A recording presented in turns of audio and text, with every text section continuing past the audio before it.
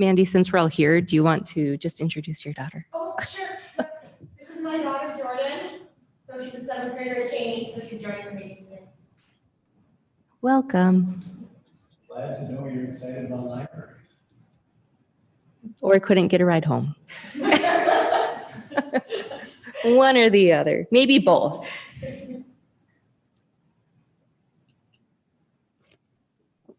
So who will you be bringing next month, Steve? No, the pressure's on. Okay, we are live. So we will call the April 8th West Fargo Public Library Board of Directors meeting to order. So our first item on the agenda is to approve the order of the agenda. Is there a motion to do so? So moved. We have a first by Larry. Is there a second? Second by Mandy. Any discussion?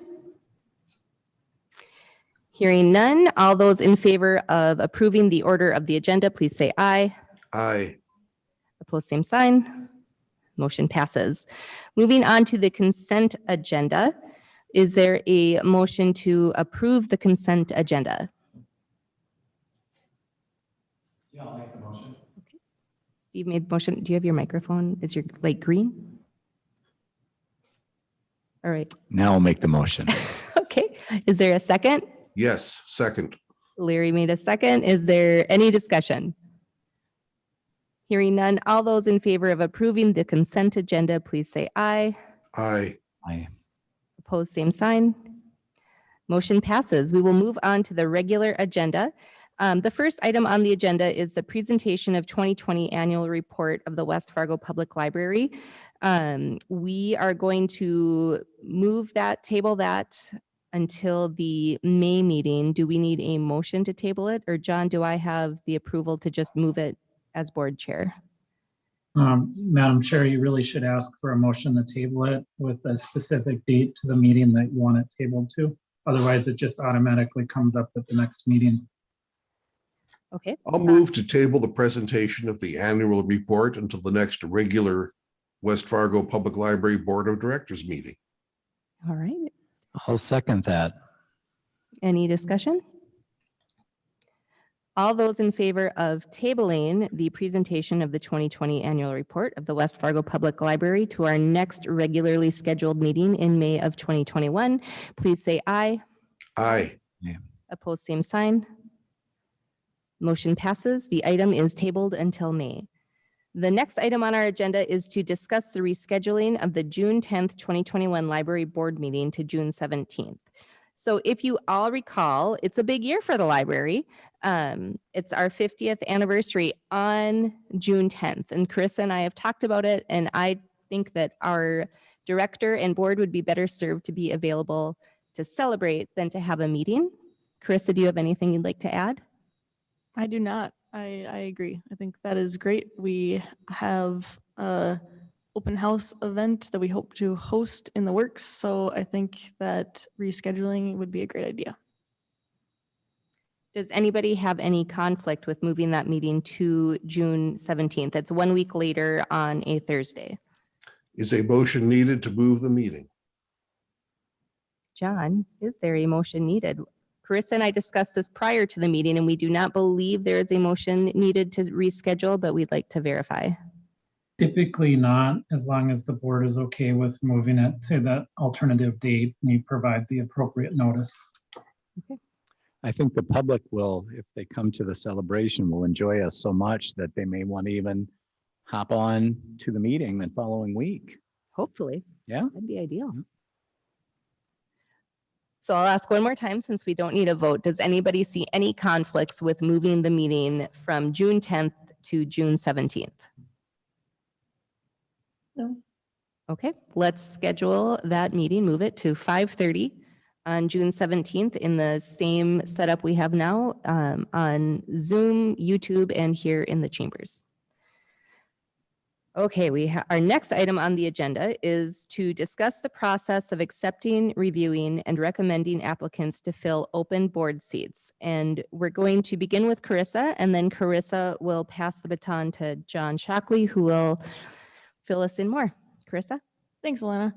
So 2021 is a year when we will need to post and accept applications to fill open board seats, and both Steve and Larry are in their first term, so they can submit to stay on for a second term. And we'll also post the openings as well. And so, John, do you want to walk the board through the process of what it will look like to accept and then review and then recommend applicants for appointment to the commission? Yeah, certainly. Thank you. And I'll just briefly, my first explanation will be what's required by state law, which sets the bare minimum for the appointment process. So the appointment of the board of directors is covered by 403803 of the Century Code. And what that basically provides is that the city commission makes the appointment of each member of the library board. It doesn't really prescribe the process of who gets recommended or how they come to make that decision about who they're going to appoint, other than mandating that one member of the West Fargo City Commission has to be on the library board also. So traditionally, the process with the city of West Fargo has been for the library board to receive applications for people interested in the position. So that would be the first step. Invite public either through, Facebook, through notification, your normal notifications that you would for events in the library. Ask people to submit a resume and why they're interested in serving on the library board. And then the library board would typically sit down, look at the applications, and make a recommendation to the city commission about who the library board views as a person that should be nominated to sit on the board of directors. That's a non-binding recommendation, but historically the city commission has just adopted that recommendation. And in a couple of years, there have sometimes not been enough applicants. And so sometimes the city commission will also go out and try to find people to participate on the library board. But in the last couple of years, it seems like we've had better participation. I can certainly answer any questions. You can, if the board wanted to, you could adjust that process, because the process of going through the applications isn't mandated by state law. So if you wanted to have interviews, if you wanted to have additional steps, you certainly could do that. John, I have a question. Now that our meetings have always been open to the public, but now that they are on online, if we review them, do we do it in a public forum like this, or how do we go about doing that to maintain privacy? So great question. There's a couple of ways that I've dealt with this issue before, even before the virtual world of meetings came about. Typically, you'll get, and I'm just going to use easy examples. So if you got 10 applications for the position, the board would say, well, we want to narrow it down to 3, have all the board members review the 10 applications, select their top 3, and then you would go ahead and narrow it down to the top 3. And then maybe you discuss the top 3 at a meeting and select the one. If there is confidential information on the applications, we would redact that. So if somebody from the public requested a copy of the application or resume, the city of West Fargo, through the records, open records laws, would just simply take a marker and redact out whatever personal information is on there. So personal information generally includes their telephone number, any type of social security number or personal identification. It doesn't, their name would be public, and some of the other information that they submitted, like why they want to be on the board, etc. So we would review those 10 at a meeting, or we would bring them. Well, what I would suggest is that you would, in the example, if you got 10 applications, we'd send out all 10 applications to all the board members. You would review them at your convenience, select which resumes you thought were the best, top 3 or top 5, whatever, or top 2, And then you would get together in a public format and say, these are the top three. And then you'd decide which ones are the top three that you would recommend. Okay. I have a two-part question. What month typically are these reviewed? If I'm correct, for those of us that are ending our term will end at the June meeting. If that's correct, do we meet, or when do applications need to be submitted by, and when do we start reviewing them? And then my second part of the question is, should Larry and I, whether we decide to renew or not, do we just simply, in that case, our 10 examples, say one of them is ours, do we just exclude that one and choose our best three amongst the others to reduce any conflict of interest? Great question. So the actual time of the review isn't prescribed by statute. So if you wanted to take 2 weeks and do it, you could certainly do that, the review. Your term does end in June. The new terms begin at the beginning of July. And so you'd want to allow some time before the switch over to review applications. So it's definitely a good time to start discussing this. With respect to reviewing your own application, once again, there's no prohibition doing that. It's more of an appearance issue. And so what I would recommend is that you would not review your own resume or make a recommendation about that. You would defer to the other members of the board. And if they wanted to carry forward your recommended position, I think there's historically been some discretion and deference given to members, first term members who want to stay on for a second term. So I think there's usually the deference given that if you have a board member that wants to serve another term, they just make that recommendation up to the city commission.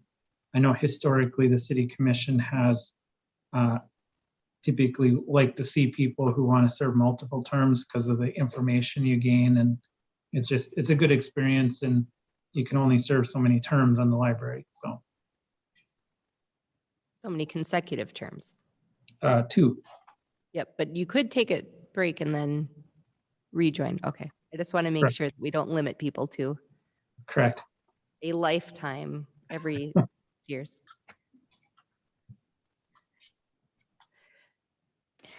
I have a question. Is it okay to receive applications in an online format? Yes. And when they come in, should they be delivered to the board president directly? What do you recommend for that, John? So my recommendation is that you would have the library director would be the point of contact for receiving the applications, and then you would distribute the applications to all of the board members. So you'd, for example, if you had 3 applications come in, I'd review them. You'd want to verify that they can actually be on the library board, that they're a resident of West Fargo, the basic, make sure they're qualified to be in the position, and then just forward them on to the board. Thank you.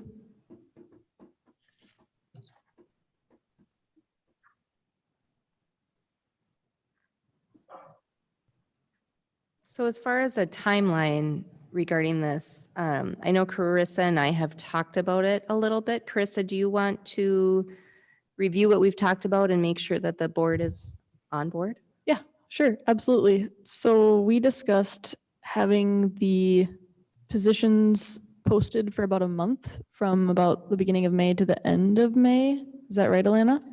Well, we talked about 2 different things. We talked about kind of advertising it for a month or Yep. posting it for a month, but Yep. also keeping the applications available for a year, but really pushing for a month. Yep. Thank you. Yep. That's a good clarification. So, making a push or a campaign in the month of May to Yes. attract people. And that would hopefully get you all a pool of applicants to review, and talk about your recommendation at the June meeting then? Does that make sense to everybody? And I think we talked about because of Memorial Day, did we talk about having applications due by the last business day of May? Because that will always be a moving target with what day that could be. So in other words, in 2021, the 28th. Is that? Yep, for Yep. this, Yep. this year it would be the 28th and, The only question with that is if that June meeting isn't until the 17th, then are we looking at having it not come to commission then until early Oh. July, which is that pushing it back too far? that's a good point. Let's see. Does the commission meets every other Monday, First and third. first and third, so we would Yeah, have so the to- commission would have a meeting before our July meeting, I think, because the board's July meeting would be the 8th. So our June meeting this year isn't until the 17th because we 17th. just moved it. Yep. And the commission meets on the 22nd. There's a commission meeting June 22nd. Well, that's the, Or that's true. Yep, that could also work. Yep, that'd be the third Monday of June that the commission would meet. Okay, So I think that would work, right? okay, yep. I wasn't sure. Okay, well, that's, yeah, June 1st is a Tuesday. If I look at my calendar. Well, first, you'd have, nope, I'm wrong. You'd have one on the 15th. You'd have one on the 1st and the 15th. the 1st and the 15th. Okay. Yep, sorry, I wasn't. 1, 2, 3, yep. So yeah, they wouldn't have a meeting. And I'm kind of springing this on Carissa because this is very different than what we talked about before. But when I joined the board, I hadn't been approved by the commission, I don't think, but I was approved by the library board of directors. So I was able to attend the June meeting as not a board member to see how things operated prior to. And I didn't think of that till right now, Carissa. So, but I am still comfortable with either way. I just want to make sure we have enough time. Yeah, I'd like to go on record and say I think that we should advertise these positions as soon as possible and give as much time as possible for applicants. I don't know about you guys, but May is a busy month. Parents are thinking about year end for their kids. They're also thinking about going to the lake already. You know, when I can't speak for the newer people, but when I applied, I believe it was in February. It was already on the website for the city. Now I know we can't go back to February, but it's already April. I think we should advertise as soon as possible to get the largest pool of applicants. I'm not thinking about I'm thinking more about libraries now than I am in May. I'm already thinking about summer in May. I'm just saying I want the biggest pool, and it was not a rushed process. It just seems a little rushed when we're talking about specific dates in June. I had forgotten about your example. That's a perfect example. That was nice. That way you were able to at least hit the ground running a little better in Right. July, being at that June meeting. I wasn't there, but at least I knew in advance that I was going Right. to be. So that's just my thought, is the sooner the sooner we can advertise, the better, I think. I finally got my calendar to pull up right. So there would be a commission meeting the 21st because it's Mondays, not Tuesdays. So the 7th and the Oh my 21st. gosh, I'm so bad at math. Yeah, no, that's okay. Like I said, I couldn't get it to pull up right either. So I wasn't sure. But so if library met the 17th, commission would be the 21st. So that would be the latest we could do it. But Larry, Jody, do you agree. have any thoughts on that? Yeah. I agree. It does feel a little rushed. It feels like the timeline is rushed, but I don't feel like it's impossible. Larry, would you like to add anything? No, ma'am, thank you. Okay. Yeah, so maybe it needs to be advertised now. Now. Yeah. Well, and then we do have room to, if we don't get applicants, to push harder and reach out. You know, if we, for some reason, don't get any applicants by June 17th, we could have some problems. So what I think I'm hearing is to really just bump it up a month. What night is the meeting in May? Is it the It is the 13th. 13th? Yep. So I Could we think real, theoretically have applicants to approve that night instead of June? yes, I think so. So let's look. So I think it will probably take us a week to get things together to start pushing it out at the earliest. So then it'd be, if it was open, let's say, you guys have to have time to review the full pool. Could that happen between the 6th and the 13th when the meeting actually is? Or not? I think if we're all here now and understand the urgency to do it, I personally am committed to doing that. I would agree. And I would suspect we're not going to get so many applications that we'll feel overwhelmed. So It would be great if we could, And if we- public, but I doubt that we'll get, 20 or 30. So yeah, I think it's doable. If it's any reassurance too, I think that we will get applicants. When we posted the task force openings, for example, we didn't have those open for even 4 weeks, I don't think. I think it was like 2 or 3 weeks, maybe just 2. And we had probably a dozen applicants for that. So if we push it out there, I think we will get, I'm hopeful that we'll get a good amount even in a 2-week span. Great. I think that's what we should shoot for.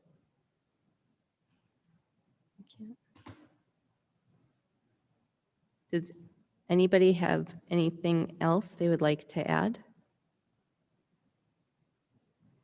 And Larry and I, if we do decide to renew, we would also have to reapply, correct?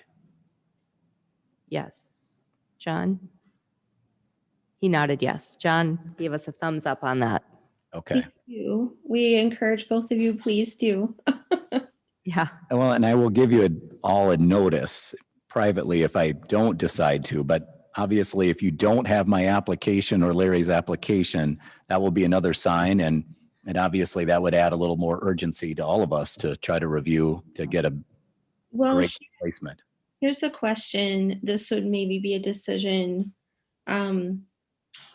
for, I don't know, maybe Carissa and Alana.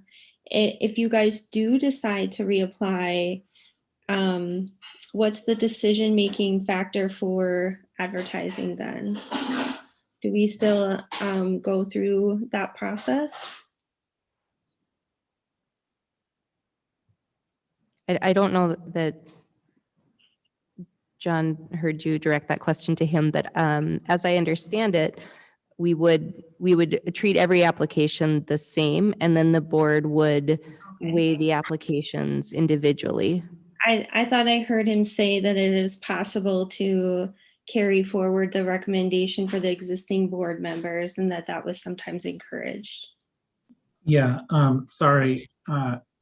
That is correct. You can give existing board members deferential treatment. And I think historically, board members that want to serve a second term have been given that deferential treatment, that you'd advance them as a recommendation, just because they have the experience in the board, and an additional term is viewed as a positive thing. But this is where we get into the discretion of the board. And so if you don't want to give deference to existing members, that's entirely something that's up to the board. Did that answer your question, Jody? Maybe. Maybe. So maybe a better way to say it is, you're not legally required or prohibited from giving deference to the existing members. So if you want to, as a policy, you can do that. Or if you want to treat them all the same, you can also do that as a board. Okay. Then would Carissa be sending us those applications prior to the May 13th meeting? And then we just bring in our recommendations to that meeting? Or would we either email them to you privately prior to that? I think, Mandy, John, maybe you can answer that. So the point of clarity we're looking for is once we've all chosen our 3 out of the hypothetical 10. Do we bring those 3 here to discuss, or are they emailed to Carissa or the board chair and then compiled that way? Is that the question? Yes. I think my experience has been it's easier for the board if all of the board members email their top 3 choices to the director and the board chair, and then the director and board chair can compile a list. And it just speeds up the selection, because otherwise you're going to spend 15 minutes figuring out who the top 3 are, and the staff can assist you on just calculating that. Okay, that makes sense to me. And this tentatively would be before the May meeting. Would it be agreeable for us to plan to start pushing out information on April 19th? And like we said, we can keep the application up all the time, but then kind of close it out, so to speak, on the 7th of May when I send out the board. And packet then to that all of you. would, does that mean that then, so the 7th is a Friday, and so we would probably have Monday, Tuesday, and really Wednesday, and then Thursday. If you have time, we'll just have to dedicate time to compile that in the morning or in the afternoon before the meeting. Compiling everybody's top choices. Yeah. Yeah.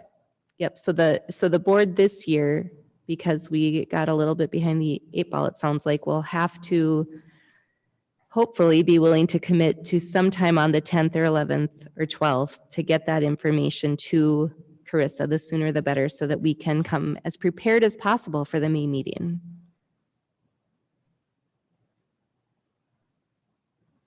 Okay. Does anybody have anything else they'd like to discuss regarding the process of accepting, reviewing, and recommending applicants to fill open board seats?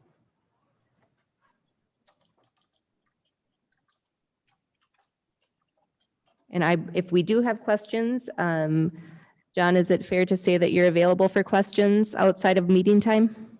Absolutely. That's what I'm here for. Thank you. Okay, let's move on to the next item on our agenda, the director's report. Thanks, Alana.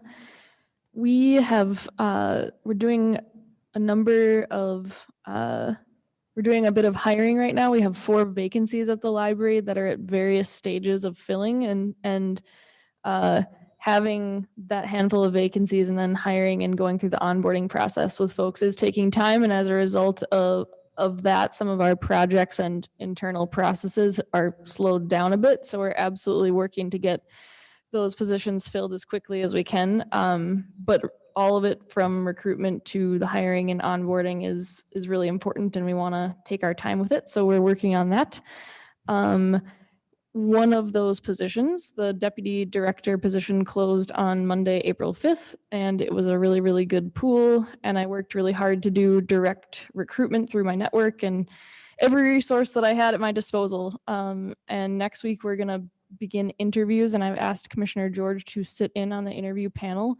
And then following those interviews with the committee, the candidates will be invited to a virtual meet and greet style interview with the library staff. So I hope to have a decision on the position made by the end of April.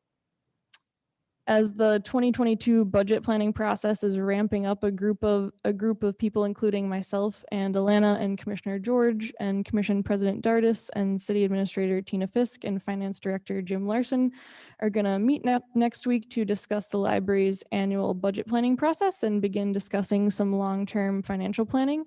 And the purpose of bringing this team together is to develop a collaborative budget and financial planning process that involves multiple stakeholders and staff expertise. So we are going to be working on that. Last week, the Friends of the Library had their bi-monthly meeting. We made a request for funds to support furniture and play equipment for the Little Red Reading Bus. So things like outdoor benches, a really cool rug, outdoor rug, giant yard games, bubble machine, hula hoops, all things that can contribute to placemaking when we pop up out in the community, and family engagement for visitors to our mobile branch. And we also secured a grant through the state library to fund some of this type of equipment as well. So we found out about that last week, so we're excited. Also, just I might as well give a reminder that those meetings of the Friends of the Library are completely open to the public. And we have the dates and the times of those on our Facebook page and our website. And we recently welcomed a new treasurer to the Friends Officer Group, Kaylin Shavkoplias, which if that name sounds familiar, she actually also serves on the Mobile Library Task Force. So she is now the treasurer of the Friends of the Library Group as well. So we're really happy to welcome her aboard. Update on our work with Folkways. I have a draft question bank that I will send to all of you after this meeting, and I'd like you to provide any feedback on it that that you have, and I can facilitate passing that along to Folkways.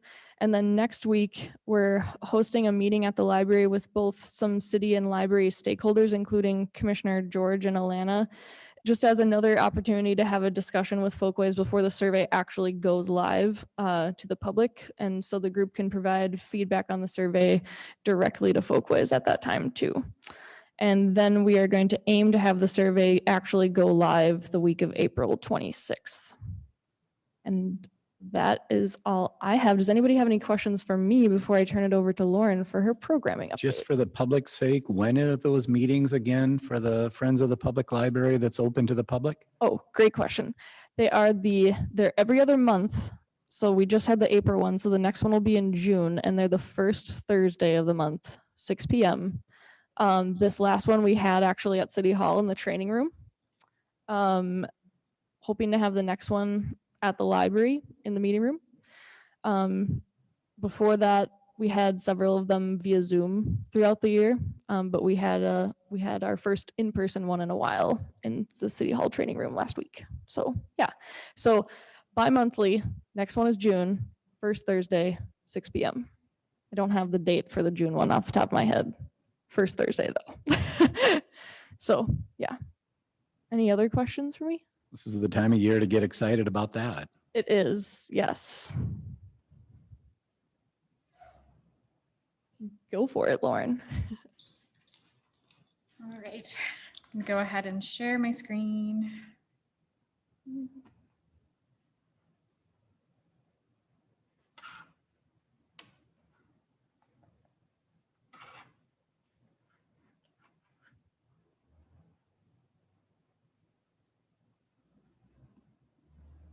All right, there we go. All right, so March programming, we had another Zoom trivia. This month was Lord of the Rings, which seemed to be a very popular topic. I think we had 7 teams maybe participate, so they seemed to really enjoy it as well. We brought back our virtual story times. We used that also as a bit of an introduction for our new Children's Services librarian, Sarah Davis. So she got to do her first couple ones of those, and they seemed to go really well. We did a birdhouse craft program that was a bit of a hybrid program, so people could come into the library if they wanted to, or take the kits home to do them. Our take-home job fair kits were still available in March. So in February, we had done a live panel with some job skill resources, and then all the information they would have got at a job fair was available in the kits to pick up at the library. Our book clubs are actually able to meet in person at the library, which is the first time I think in a year that they have met at the library. So they're all very excited about that, as were we. And then Twisted Stitchers met as well. We had one Beanstack challenge that finished up in March, and that was our partnership with the Heritage Middle School library for this No Place Like a Good Book challenge. They had 289 students participate, and they read over 320,000 minutes were read. So that was awesome. They did a really good job, and they seem really excited about those programs. That kind of challenge, which is exciting as we look to expand that into the other middle schools, and as we head in towards summer when we use Beanstack for a lot of those challenges. They really seem motivated by that. And also kind of as a benefit of this partnership as well, the middle school even reached out to us. Their student council wanted to do a book drive for the Little Red Reading Bus. So as kind of a all-school challenge, they put together a book drive and came up with about 22 boxes of books, full of books, a lot more books than I was expecting. So it was wonderful to see. And the winning class got a pizza party, I believe, sponsored by the student council. So they were all motivated by that pizza. Outreach services, we've been able to bring back a number of these. So our senior care sites, this was the first month in a year. We've been able to go back to them. There are 5 different locations we go to, and we're able to bring books, magazines, CDs, movies, kind of tailored to what they like, what they want to read or watch or do, and bring them to them. So we were very excited to get back out there with them. Our daycare book buddies program, where we deliver themed collections of books for daycares or preschools, that has been going for a few more months now because it's kind of no contact. But we're hoping to continue to grow that as well as we head into summertime. Our Little Red Reading Bus, we're doing a lot of planning work with that right now. We're pretty close to finalizing our summer route, and we're working on everything we can do this summer, getting the bus out into the community. We're also looking to do a number of kind of pop-up events again this spring to kind of get the bus out before summer goes. We've been doing a number of passive or kind of ongoing programming at the library lately as well. One thing we're doing is our Share a Story program, where we're looking to get some direct feedback from our patrons. So we have kind of comment card type paper for them to write down notes on what the library helped them with, maybe what good customer service experience they've had, or any stories they'd like to share about using the library and the services. We've been doing what we call a seed library for Landscape and Gardening Month. So we have a youth book display going on with a bunch of books on gardening and kind of planting and being outdoors. And then with that, kids and parents can grab free seed packets so they can actually practice these gardening skills to get a little hands-on experience with the gardening too. And then over in our kids area, we'll be rotating in a few different passive activities to offer some more engagement in that corner until we're able to bring back kind of all of our fun toys and things in that corner. So right now we have 10 gold coins hidden amongst the books in the areas, the walls. So if they're able to find all 10, they can come to the desk for a special little prize that they get to take home with them. And as for upcoming programming, we are beginning to phase back into a lot of in-person programming at the library, with still keeping kind of numbers small and social distancing measures in place. We will be doing a few more virtual story times, and then also including some pop-up story times in parks as we did this fall with the bus, so getting that out into the community again. We have a faux succulent garden craft activity at the library happening. Our book clubs and Twisted Stitcher groups will be meeting in person at the library. And then a bigger event we're taking part in on the 17th is Color Fest. So we will be out on Cheyenne Street with some take and do art kits, and then also some sidewalk chalk art you can do at the library and some other, not at the library, excuse me, on Cheyenne Street, and some other things you can do kind of out on the street. And that's all I've got. Just a couple thoughts there on the gold coin one. First of all, I'm glad that that's in the corner of the children's library. Granted, I haven't been there much since COVID, but there was a lot of space in that area, and it just seemed like maybe it was could have been used more. So that's a great idea to have the gold coins. My only concern is, based on my children's performance in that area, how do you make that a passive contest? Even before there was a contest, it was when we were there, unfortunately, the other patrons knew it. And that was even before they could have a contest. How are these kids, how's that going with the kids having this passive contest to look for things and are not making noise to bother the other patrons? I'm just speaking more as an adult or as a parent for tips there than a board member. I mean, I haven't heard too many complaints about it, so I think it hasn't been too distracting, I guess, for the other patrons. I think we just haven't had a lot of kind of fun things for them to do. So any way they can we're okay with little noise in that corner, knowing that the little ones can experience and enjoy the library too is okay. That's great. With us. So, a little bit of noise is perfectly fine, and excitement over finding them too, or if they need help too, we're happy to head over there too. Good, good. Parents, see, hear that? Yeah, bring the kids in. Mhm. It's time to get back in.